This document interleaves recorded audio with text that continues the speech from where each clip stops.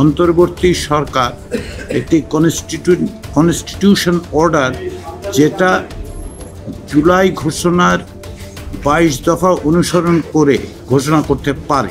আরেকটি হচ্ছে বিশেষ সাংবিধানিক আদেশ।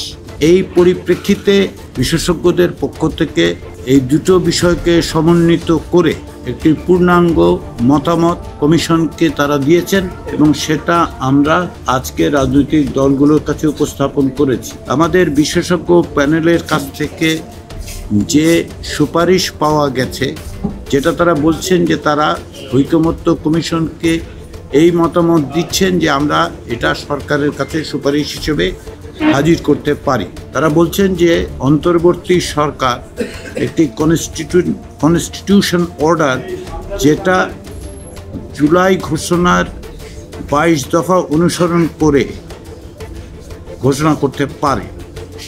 এই কনস্টিটিউশন অর্ডার এর মধ্যে থাকবে যে কোর রিফর্ম, যেগুলো মূলত সংবিধান সংশ্লিষ্ট যে সমস্ত সংস্কারের কথা বলা হয়েছে সেগুলো থাকবে।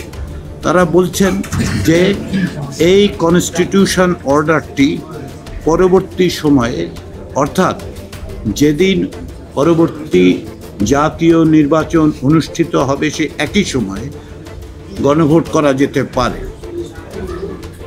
এবং যেই অর্ডারের কথা তারা বলছেন কনস্টিটিউশন অর্ডার, তার মধ্যে ওই গণভোটের বিধানটি অন্তর্ভুক্ত থাকতে পারে। তৃতীয় যেটা তারা বলছেন যে এই যে কনস্টিটিউশন অর্ডার, সেটা ইমিডিয়েটলি ইফেক্টিভ হবে যখন এটা ঘোষণা করা হবে, তবে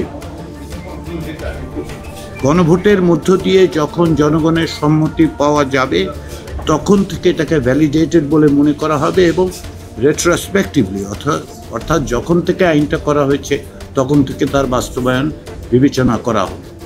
এই প্রস্তাবটি আমাদেরকে বিশেষজ্ঞ প্যানেল দিয়েছেন যে এটা আমরা বিবেচনা করতে পারি এবং আমরা যে সুপারিশগুলো পাঠাবো সরকারের কাছে তার মধ্যে এটি একটি সুপারিশ হতে পারে। এটা সর্বসম্মতভাবে আমাদের বিশেষজ্ঞ প্যানেল আমাদেরকে দিয়েছে। আমরা এটা রাজনৈতিক দলগুলোর কাছে উপস্থাপন করেছি। তারা বিভিন্নভাবে, অনেকে এটা সমর্থন করেছেন, অনেকেই এর বিভিন্ন দিক সম্পর্কে আলোচনা করেছেন এবং ভিন্ন মত প্রকাশ করেছেন। আগের যে সমস্ত প্রস্তাব ছিল সেগুলো নিয়েও আলোচনা হয়েছে। বিশেষ করে সংবিধানের 106 অনুচ্ছেদ ব্যবহার করে সুপ্রিম কোর্টের কাছে মতামত চাওয়া যেতে পারে, এরকম মত এসেছে। আমরা এই মতামতগুলোর পাশাপাশি রাজনৈতিক দলগুলোর কাছ থেকে এক ধরনের অনানুষ্ঠানিক অনুরোধও পেয়েছি। সেটা হচ্ছে